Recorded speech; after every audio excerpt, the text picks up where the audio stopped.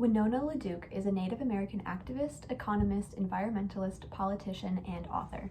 She advocates for the Native American control of their homelands and has helped Native American communities to become more sustainable and to flourish across the nation.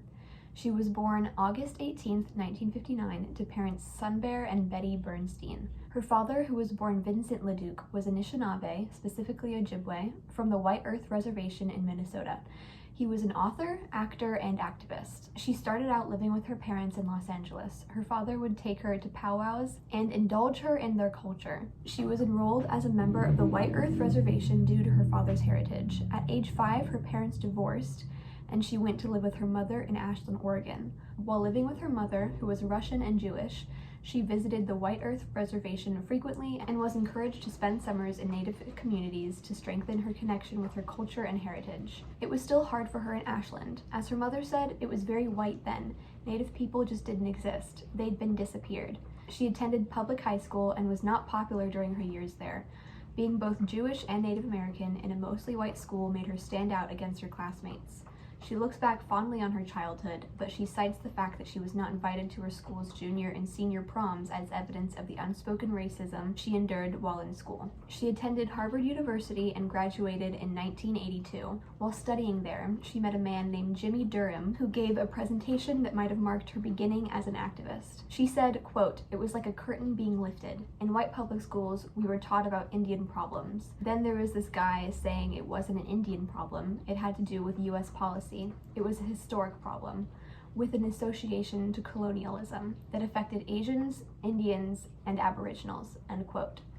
She joined the group of activists he was a part of and started investigating the effects of uranium mining on Navajo reservations. She testified in front of the United Nations in Geneva, Switzerland, about the exploitation of indigenous lands. When she graduated, she moved into the White Earth Reservation and got a job as the principal of the reservation high school. She soon became involved in a lawsuit that dealt with trying to recover land that was promised to be a part of the White Earth Reservation by an 1867 federal treaty. That treaty promised 837,000 acres of land to the Native people who lived on the reservation.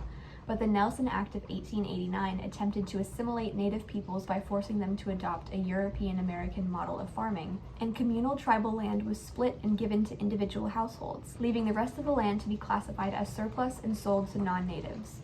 Over the years, some Anishinaabe sold their land individually, and these factors contributed to the loss of over 90% of the land that was originally theirs. By the mid-20th century, the tribe only had control of 1/10 of the land that was originally promised to the reservation. After 4 years of litigation, the lawsuit was unfortunately lost, but this loss motivated her efforts to protect Native lands. In 1985, she helped establish and co-chaired the Indigenous Women's Network, which is an alliance of 400 Native women activists that are dedicated to reinforcing and boosting the visibility of Native women and encouraging and empowering them to take active roles in tribal politics and culture. In 1989, LaDuke completed a master's degree in community economic development at Antioch University. That same year, she funded the White Earth Land Recovery Project, also known as WELRP, with funds from a human rights award that was given to her by the Reebok Foundation. The goal of the project is to recover land for the Anishinaabe by buying it back from non-native people who bought it in the past, and to create programs and businesses within the reservation to employ Anishinaabe people. The WELRP is now one of the largest reservation-based nonprofit organizations in the country. This organization includes improved sanitation measures, indigenous farming and local food systems, and renewable energy efforts in its sustainable development initiatives. They encourage the consumption of traditional foods to combat the rising rates of type 2 diabetes in the community. They use the land they buy back to build wind farms and to generate renewable wind energy. They work to reforest the land that has been exploited, and they have helped protect the local wild rice crop from patenting and genetic engineering. Wild rice holds a great historical, spiritual, and cultural significance to the Ojibwe people in the Great Lakes region. It represents triumph over starvation during harsh winters and is believed to be a gift given to the Anishinaabe from Creator. The WELRP has also marketed other traditional foods such as hominy, which is a corn product, jam, buffalo sausage, and other products. They have also started a herd of buffalo, working to repopulate the area that was once full of them, but has since been hunted close to extinction by non-native people.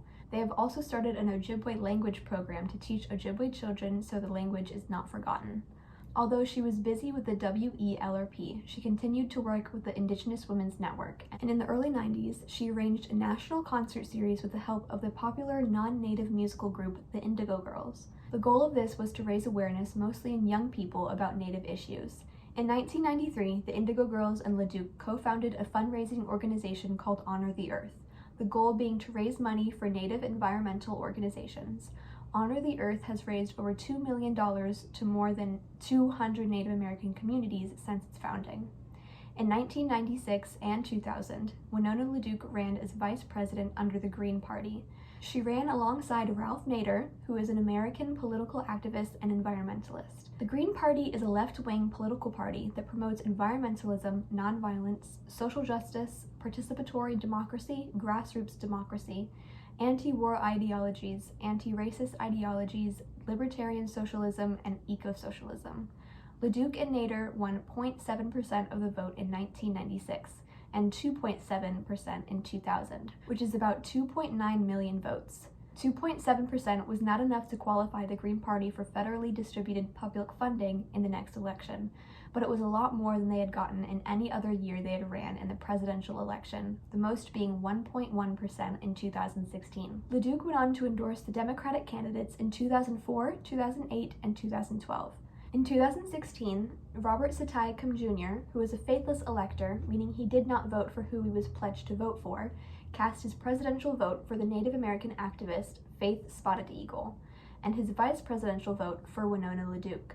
That makes her the first Native American woman and the first Green Party member to receive an electoral vote for vice president. LaDuke also ran for chair of the White Earth Tribal Council in 2016, though she was unsuccessful.